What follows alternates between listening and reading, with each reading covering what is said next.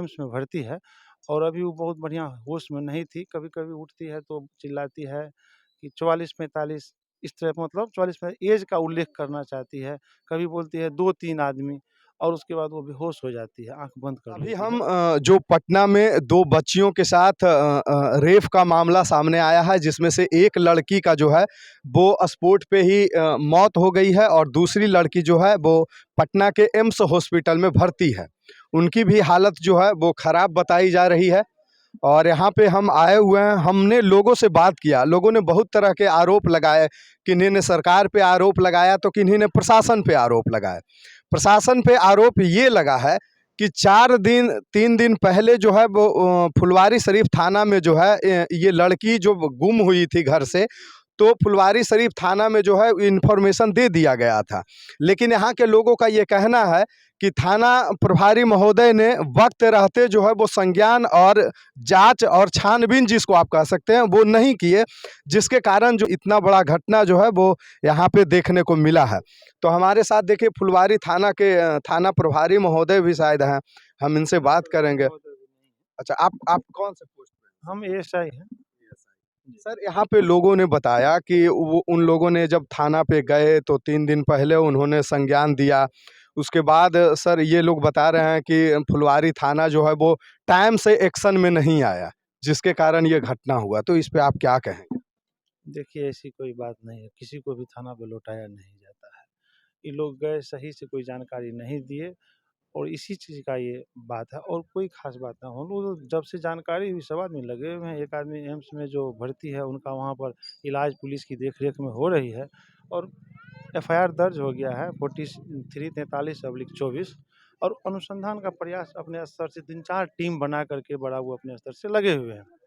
अब किसी चीज़ में जब यहाँ के देखिए सामाजिक स्तर से भी कोई सूत्र नहीं लग रहा है। हम लोग ने अभी आज सुबह में हमने लगभग 24 आदमी को पूछ चुका है, किसी ने भी कुछ नहीं बता रहा है। मुसहरी टोला जो अपना है वहाँ के कई लोगों से पूछे, हम एक बार और आ चुके हैं, किसी ने अभी तक किसी तरह का सूत्र नहीं बताया। तो अभी तक थोड़ा-सा सही चीज़ जानकारी आ नहीं रहा है और भूलवश अगर किसी शरीफ के साथ मान लीजिए किसी केस में आप फँसा दीजिएगा तो दिक्कत है। जब तक वो लड़की थोड़ा-सा 2-4 दिन में होश में आ जाएगी, उनके होश में आने के बाद सारा तथ्य खुल जाएगा।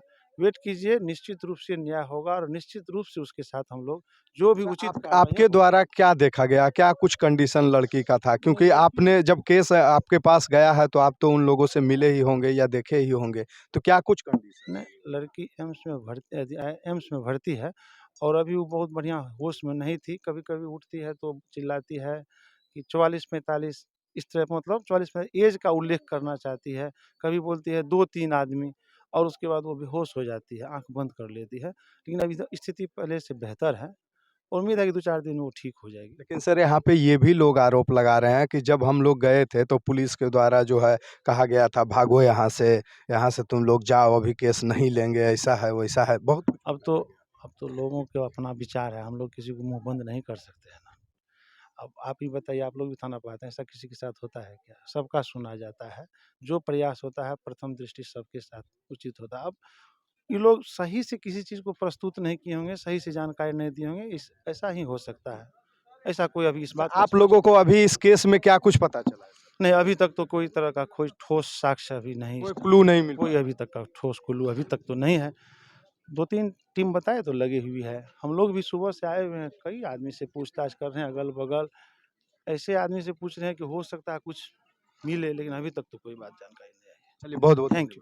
फुलवारी थाना के जो है एसआई वो यहाँ पे हमारे साथ थे और हमने इनसे बात किया। इन्होंने ये बताया कि जैसा कि आपको हम बता चुके थे कि यहाँ पे ग्रामीण लोगों के द्वारा और परिजन के लड़की के परिजनों के द्वारा ये बताया जा रहा था कि जब हम वो थाना में गए थे तो टाइम से जो है वो थाना प्रभारी महोदय या पुलिस प्रशासन के द्वारा जो है वो एक्शन नहीं लिया गया था, जिसके कारण इतनी बड़ी घटना यहाँ पे हुई है।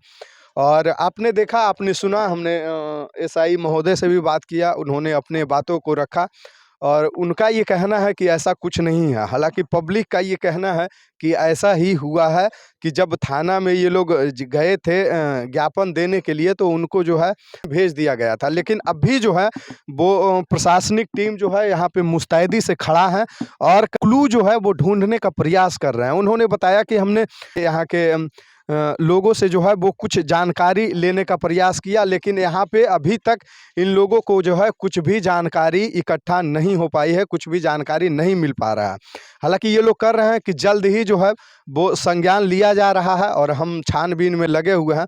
अब देखना ये है कि आखिर कब तक अपराधी जो है वो प्रशासनिक टीम के गिरफ्त में जाता है और कब तक उन लोगों पे कार्रवाई होती है। अभी हमारी रिपोर्टिंग जो है वो पटना का फुलवारी शरीफ के अंदर हिंदुनी गांव में हम अभी हैं, जहां पे ये घटना हुई है कि एक 6 साल की बच्ची और एक 8 साल की बच्ची के साथ रेप का मामला सामने आया है और एक बच्ची का मौके वारदात पे मौत हो गई और एक बच्ची जो है वो एम्स में अपनी ज़िंदगी से जंग लड़ रही है।